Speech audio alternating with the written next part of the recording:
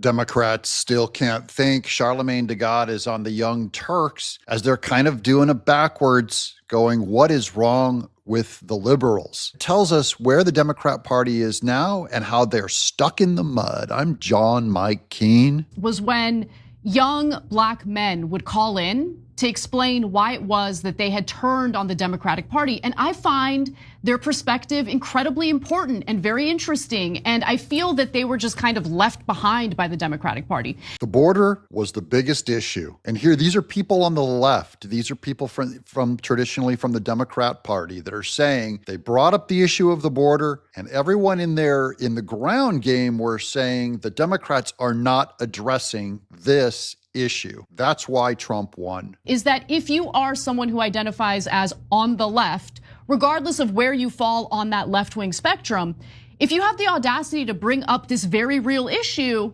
well, I mean, you know how Sunny Hostin will treat you if you bring it up on The View, right? Everything goes back to The View, to Sunny Hostin. I can never leave them. Yes, Sunny Hostin, she would carry the Democrat Party's water, tried to encourage the blindness on the issue to the southern border. Thank you, Sunny Hostin, for helping to get Donald Trump elected. And I think that's an issue. I think that's a problem. The Democrats seem to not ever want to do a little bit of self-reflection to understand, okay, what can we do better the next time around? Instead, I see them kind of lashing out and blaming everyone else for the loss. They're lashing out, and they've threatened Anna Kasparian. They've threatened their jobs. So their inability to look inside and learn. If you can't adapt and learn, you will die. I mean, your political movement will die. They're saying today they're not willing to learn about the number one issue that was in everyone's faces over the last 4 years, caused Trump to win, and the Democrats are still blaming anyone who brings up that point, even on the left. I was a victim of it. I mean, they lost that battle a couple of years ago. I remember a couple of years ago when Governor Greg Abbott and Governor Ron DeSantis were putting, the migrants on buses and planes and sending them to so-called sanctuary cities. And then, as soon as they got there, those so-called sanctuary cities, they weren't so sanctimonious, were they? They were literally saying, hey, no, send them back. You can't come. And that ended up being a brilliant political move by Abbott and DeSantis in exposing the left that even their sanctuary cities, they don't actually believe in it. Remember, they bust illegal immigrants to Martha's Vineyard, and Martha's Vineyard said, put them back on a bus and get them out of here. You did say you were sanctuary cities, and you did say you wanted these people until you got them. And so then when they realized it was an issue and they were saying don't come, it made the Republicans look like they had it right the whole time. California doesn't just have sanctuary cities. They've declared themselves a sanctuary state. There is a tactic within the Trump administration that has said that they could deport all illegals to California. And California couldn't stop it because they're a sanctuary state. That is, they have to give them sanctuary.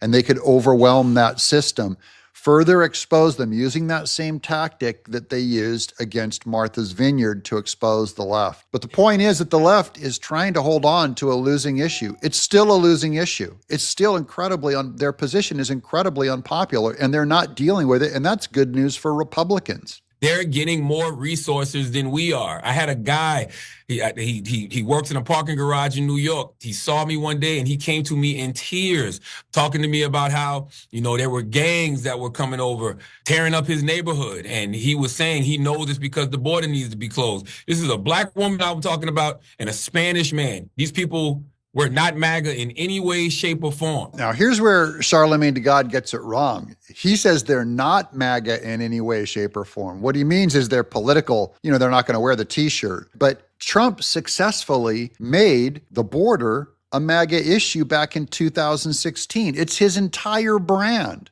And now deporting them and build the wall. We've all heard that. That's a MAGA issue. And the left needs to understand that and embrace it.